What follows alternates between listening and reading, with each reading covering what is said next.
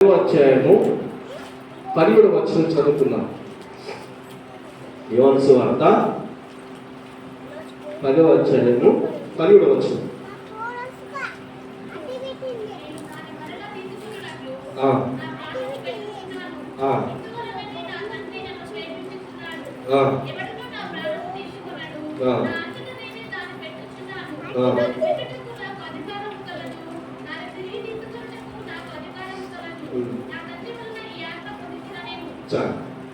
ప్రార్థన చేసుకున్నాం. పరిశుద్ధుడైన దేవా, జీవము గల తండ్రి, జీవాధిపతి యేసయ్య, నీ పరిశుద్ధమైన నామానికి, శ్రేష్టమైన నామానికి, ఉన్నతమైన నామానికి వందనాలు స్తోత్రాలయ్యా. పరలోకమందున మా తండ్రి, ధర్మశాస్త్రములో ఉన్నటువంటి ఆశ్చర్యమైన సంగతులను, గూఢమైన సంగతులను దేవా మాకు బయలుపరచండి తండ్రి. నీ వాక్యముతో మమ్మల్ని కట్టండి, నీ వాక్యం చేత మమ్మల్ని భద్రపరచండి. నీ వాక్యం సరిగా నడిపించండి తండ్రి.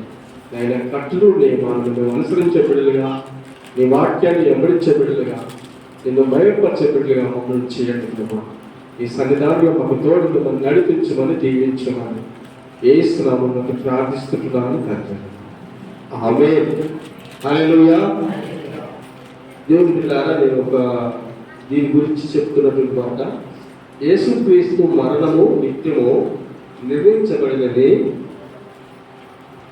అనే భావం ఏమిటంటే, ఇది దేవుని యొక్క నిత్యమైన సిద్ధము అని నమ్ముతారు. ఆయన నిత్యము నిర్ణయించిన ప్రణాళికను క్రీస్తు మరణము ద్వారా మనుషుల పాపములను క్షమించి వారికి నిత్య జీవము ఇవ్వాలన్నది దేవుని ఉద్దేశం.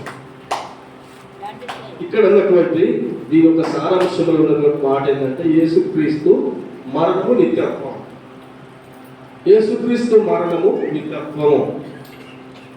యేసుక్రీస్తు మరి ఆయన మరణము మనల్ని ఎక్కడికి తీసుకుపోయిందని ఈరోజు మనం నేర్చుకునేది ఏంటంటే, ఆయన మరణము మన నిత్యత్వంలోకి తీసుకునిపోయింది. ఆయన మరణము ద్వారా నిత్య జీవములో నడుస్తున్నాం. ఆయన మరణం ద్వారా ఆయన ఏమన్నాడంటే, జీవమును నేనే, మార్గమును నేనే, సత్యమును నేనే. అంటే ఆ సత్యమైన మార్గమును నిన్ను నడిపిస్తున్నాడని లేఖనం తెలియపరుస్తున్నది. వీళ్ళ నిన్ను ఎవరినైనా మంచి త్రోవలో నడపాలన్న ఉద్దేశము దేవుని దగ్గర. మంచి త్రోవలో నడపాలి, మంచి మార్గంలో నడపాలి, మంచి స్థితిలో ఉంచాలన్నదే దేవుని ఉద్దేశము, దేవుని యొక్క లక్షణము, దేవుని యొక్క గుణం ఉంటుంది. కాబట్టి ఆ మంచి లక్షణాలు కలిగి మనం ఎప్పుడైతే నడుస్తుంటున్నామో మనం నిత్యత్వంలో ఉంటాము, నిత్య రాజ్యంలో ఉంటాము, దేవుడితో సంబంధంలో ఉంటాము, దేవుడితో సాహసం కలిగిన వారమై ఉంటాము, దేవుడితో అనుసంధానం కలిగిన వారమై, ఆత్మ సంబంధం కలిగిన వారమై ఉంటాము. మనం దేవుడితో ఇలాంటి సంబంధము యేసుక్రీస్తు మరణంలో మనకు దొరికింది. యేసుక్రీస్తు మరణంలో నిత్యత్వం మనకు దొరికింది. యేసుక్రీస్తు మరణించడం ద్వారా ఆశ్రయం దొరికింది మనకు. యేసుక్రీస్తు మరణించడం ద్వారా ఒక మంచి త్రోవలో నడవడానికి, మంచి మార్గంలో నడవడానికి, ఒకరినొకరు ప్రేమించడానికి, ఒకరినొకరు గౌరవించుకోవడానికి కొరకు, ఆత్మ సంబంధం కలిగి ప్రభులు ఎదుగడానికి కొరకు ఆయన మరణం మనకు లభించిందని లేఖనము తెలియపరుస్తున్నది. ఇక్కడ అదే లేఖన 12వ వచనంలో, నేను దాన్ని మరలా తీసుకున్నట్లు నా ప్రాణము పెట్టుచున్నాను, ఇందువలనే నా తండ్రి నన్ను ప్రేమించుతున్నాడు. హల్లెలూయా.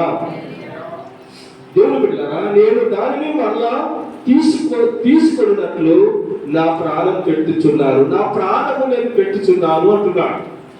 దేవుడి లోకంలోని వచ్చి తన ప్రాణమును పెట్టుచున్నాడు, తన ప్రాణమును అర్పిస్తున్నాడు, తన ప్రాణం పెట్టుతున్నాడు, తన ప్రాణమును అర్పిస్తున్నాడు, తన ప్రాణమును మన కొరకు దారపోశాడు. అంటారు కదా కొందరు, నా రక్తం అంతా నీకు దారపోసిరా, నన్ను ప్రేమిస్తలేవు అంటారు కొందరు. స్త్రీలు కూడా అంటారు, నా రక్తం అంతా దారపోసాను, నేను ఎంత ప్రేమించిందో, నిన్ను ఎంత మంచిగా చూసుకున్నానో, ఈరోజు నన్ను దూరం కొడుతున్నానంటే దేవుడు చూసుకుంటున్నాడు అంటున్నాను. దేవుడు వెళ్ళారా, ఇక్కడ దేవుడు తన రక్తాన్ని దారపోశాడు. దేవుడు మన కొరకు మరి గొప్ప త్యాగం చేసి మరణించి నిత్య జీవంలో నడపడానికి కొరకు త్యాగం చేసినటువంటి దేవుడు ఈరోజు విలువైన రక్తం పెట్టి నిన్ను కొన్నాడు, విలువైన రక్తం పెట్టి నిన్ను కన్నాడు. ఈ ప్రపంచంలో యేసు నిన్ను తన రక్తం ద్వారా నిన్ను కొన్నప్పుడు, కన్నప్పుడు, ఆయన బిడ్డగా చేసుకున్నప్పుడు, తన సొత్తైన ప్రజగా చేసుకున్నప్పుడు ఆయనకి ఇచ్చినటువంటి ప్రాధాన్యతలు అని చెప్తాను నేను. బిడ్డలారా, తన బిడ్డలు తనను అనుసరించాలి, తన బిడ్డలు తనను ప్రేమించాలి, తన బిడ్డలు తనను అనుసరించాలి అన్నదే తన క్రమం కానీ, కట్టులు కానీ, నియమాలు కానీ మనం అనుసరించాలి. మనకున్న సిద్ధాంతాలను మనం పాటించాలి. మనకున్నటువంటి సిద్ధాంతాలను మనం పాటిస్తూ మనము ముందుకు సాగాలి. ఎన్నో అడ్డంకులు వస్తాయి, ఎన్నో ఇబ్బందులు వస్తాయి, ఎన్నో సమస్యలు ఎదురవుతాయి. కానీ ఆటంకాలు, అడ్డంకులు అనేవి శ్రీమంత దినాలు వస్తాయి కూడా.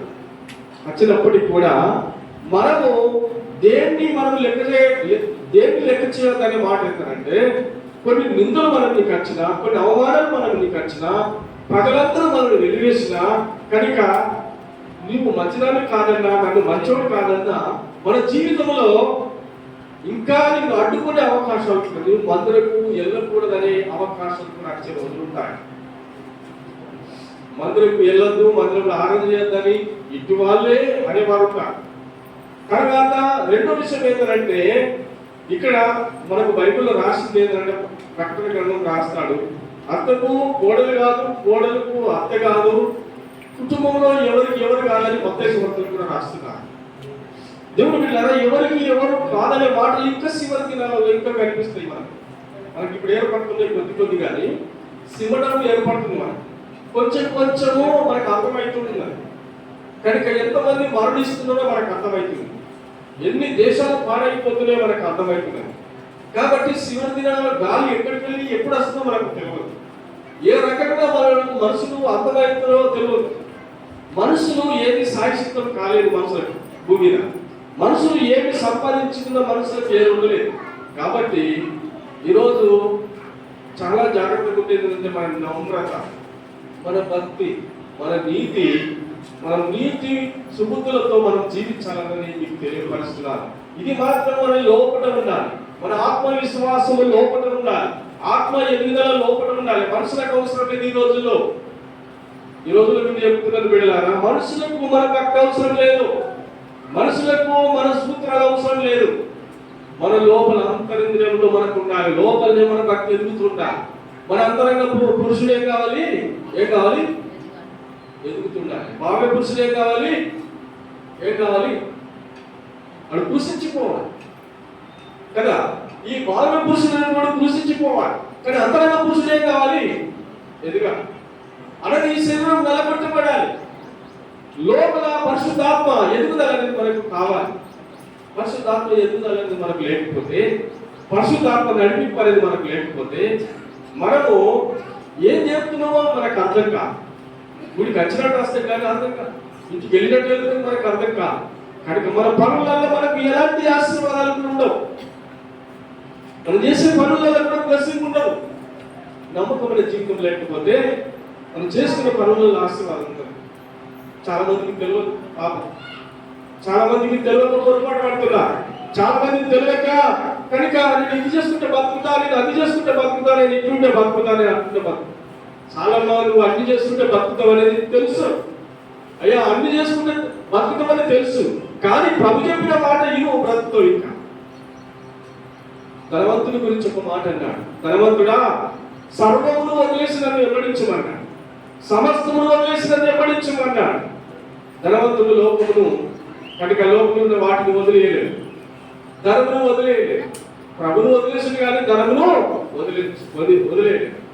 ధనమును వదిలేని వాడు కనుక ప్రభును వదిలేస్తాడు. లోకనుసరంగా ఉండేవాడు దేవుని ప్రేమించలేడు. లోకనుసరంగా నడుస్తున్నటువంటి వాడు అందులో భక్తి ఉండదు, భక్తి లేదు, భయం లేదు. లోకనుసరమైన జీవితము నిన్ను ముంచి వేస్తాడు. లోకనుసరమైన జీవితము నీకు ఆశీర్వాదం లేకుండా చేస్తాడు.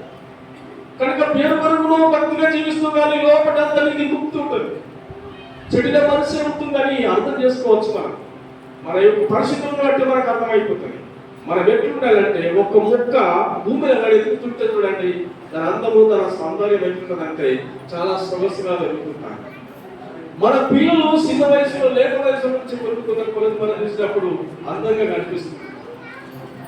బిడ్డలా, మనం దేవుడి సన్నిధానంలో ఎప్పుడు అందంగానే కనిపించాలి. హల్లెలూయా చెప్పండి, హల్లెలూయా. మనం దేవుడి సన్నిధానంలో ఎప్పుడు అందంగానే కనిపించాలి.